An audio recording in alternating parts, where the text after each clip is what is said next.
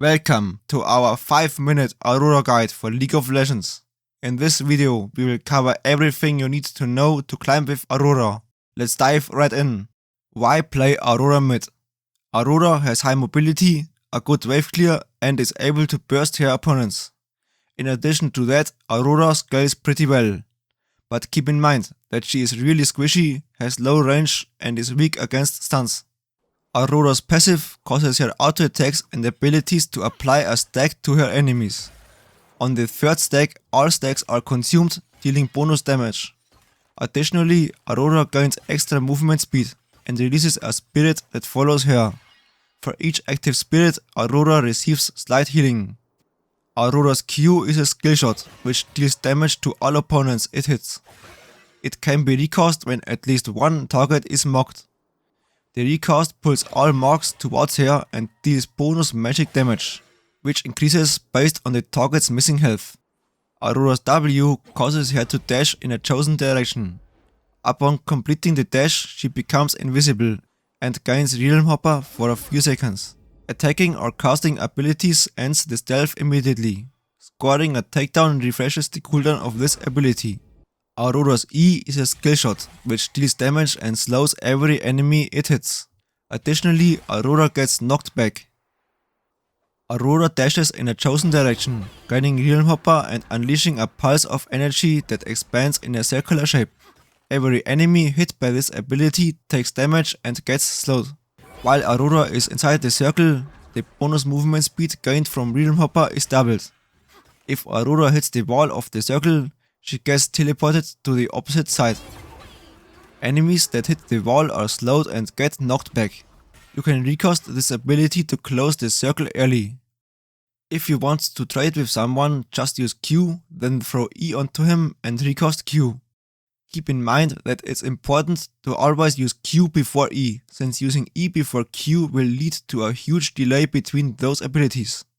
To all-in an enemy in the early game, use W to get invisible. Do an auto attack and follow up with Q. After that, do another auto attack and use E to disengage. Finish this combo with Q. If you want to all-in someone in the late game, engage with R, then do an auto attack. Use W to hit the edge of your R so that you get ported behind your target. Now activate Q and follow up with E. After that, do another auto attack followed by Q. For further information, you can check out our Aurora combo guide. Matchups. Aurora is strong against champions that are reliant on skill shots. Examples are Vigar, Yone and Twisted Fate. But Aurora struggles against champions that can stick on her or lock her down, such as Cassiopeia, Annie and Oriana. For summoner spells, you should take Flash and Teleport. The standard runes you should use are these. The best keystone rune is Electrocute, as it synergizes well with Aurora's kit. You can also go for Comet if you are playing against high range mages. For the build order, start with Doran's Ring and 2 health pots, then get Luden's Companion. After that, buy Sorcerer Boots, followed by Shadow Flame. This forms Aurora's core build. The remaining items can be chosen as needed. For the skill order, start with Q, followed by E and W. After that, max Q, then E, then W. Skill your ultimate whenever you can.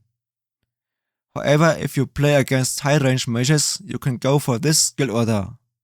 Aurora's laning phase depends on whether you are playing the standard Electrocute Q max build or the Comet E max build. If you are playing Electrocute Q max, try to mainly trade around Electrocute with Aurora's standard Q EQ trading combo. If you are playing the Comet E max build, then you need to trade around the E Comet cooldowns. In the mid game, continue to get as much gold and XP as possible. In addition to that, help your team at all major objective fights. The best way to do this is to try to shove the side wave as far as you can without dying. However, if your teleport isn't ready, you should group with your team instead and just catch side lanes when they crash on your turret. When you have pushed the lane, you can try to flank on mid, or if there is no one defending the tower, you can put some pressure here. In the late game, try to one-shot your enemy's backlines while you are invisible. If you can't do that, try to hit R on as many people as possible. This is how to play Aurora mid.